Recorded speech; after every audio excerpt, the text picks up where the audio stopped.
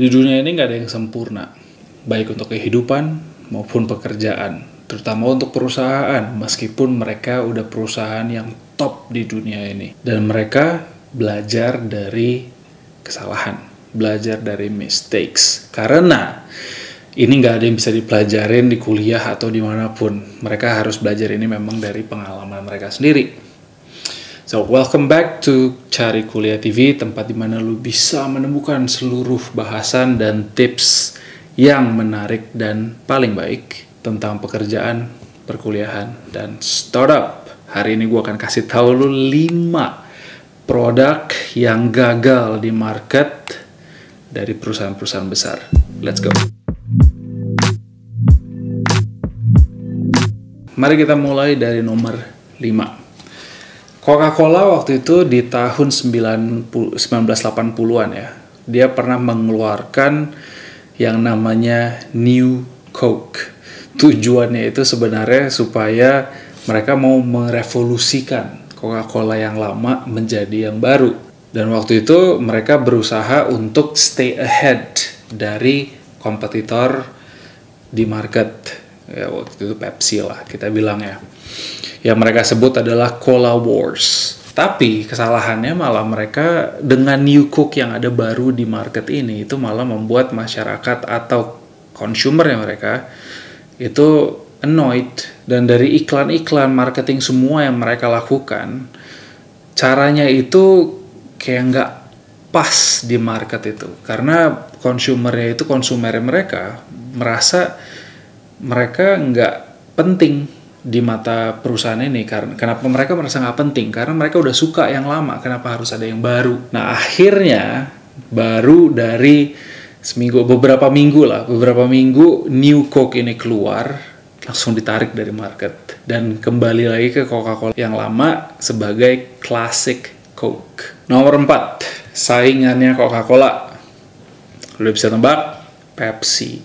Pepsi pada saat itu mengeluarkan yang namanya Crystal Pepsi dengan tujuan mereka mau bikin bukan Coca-Cola, mereka mau bikin cola yang tidak ada warnanya, which is clear, kayak warna putih lah, kayak air putih. Nah, tetapi setelah dicoba, mereka juga Crystal Pepsi ini tidak memiliki rasa yang sama seperti cola-cola yang lain di market atau seperti Pepsi yang dulunya.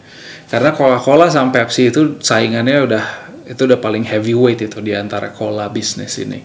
Mereka sempat bilang juga ini adalah error dari kompetisi atau kompetitor yang mereka ambil pelajaran dari ini. Jangan pernah ganti warna yang memang sudah diterima di masyarakat. Nomor 3, McDonald's. Nah ini juga salah satu perusahaan-perusahaan yang besar banget ya. Nah McDonald's itu di tahun 1996 mereka mengeluarkan produk yang namanya Arch Deluxe. Mungkin di Indonesia nggak ada ya pada saat itu, ada ya di luar negeri.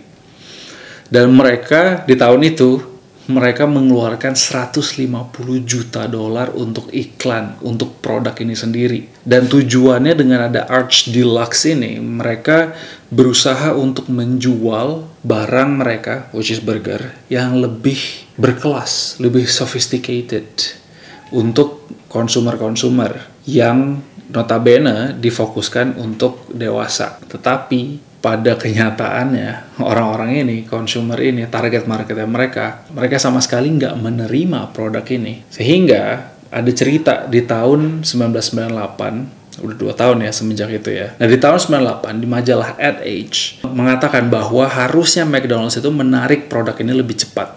Karena ini udah produk yang gagal.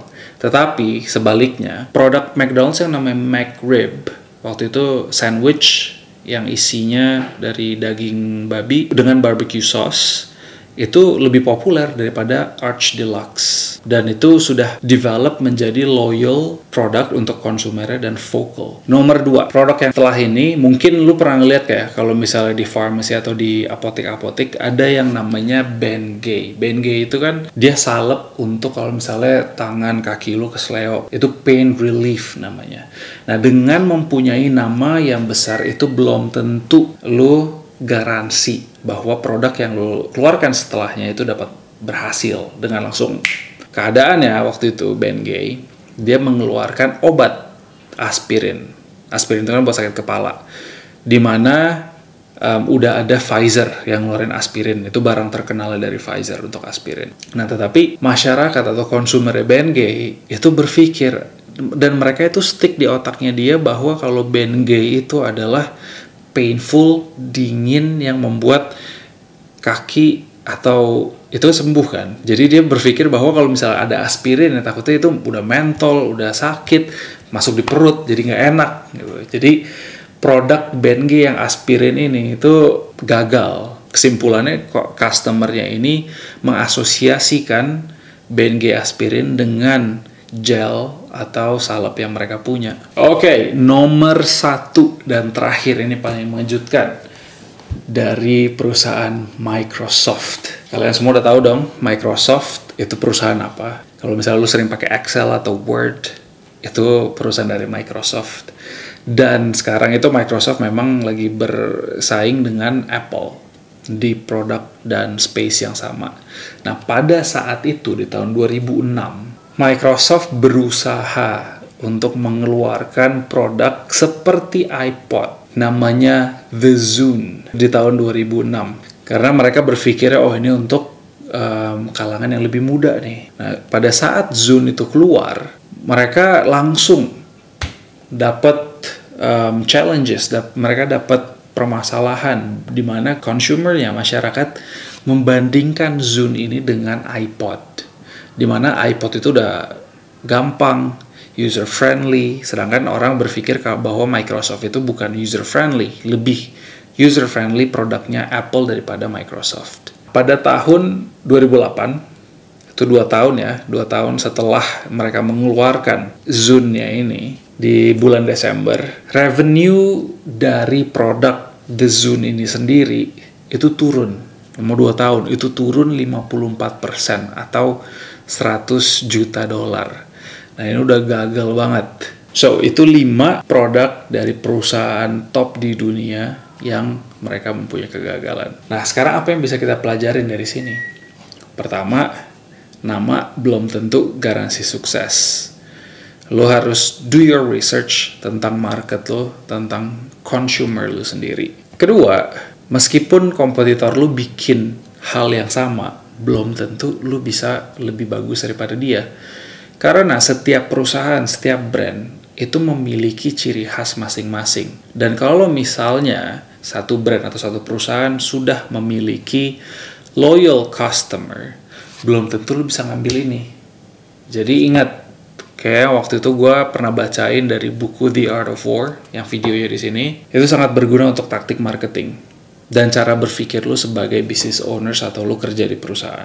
Buat lu yang belum tahu, di sini ada video kita membahas tentang Garuda, dan gue butuh komen dari lu. Dan komen yang terbaik itu gue akan berikan 1 juta rupiah. Alright? Jadi kalau belum nonton, klik sekarang. Klik sekarang buruan supaya lu bisa dapetin 1 juta rupiah itu. Jangan lupa disebarin dan like dan subscribe video ini kalau lu suka. Thank you. Goodbye.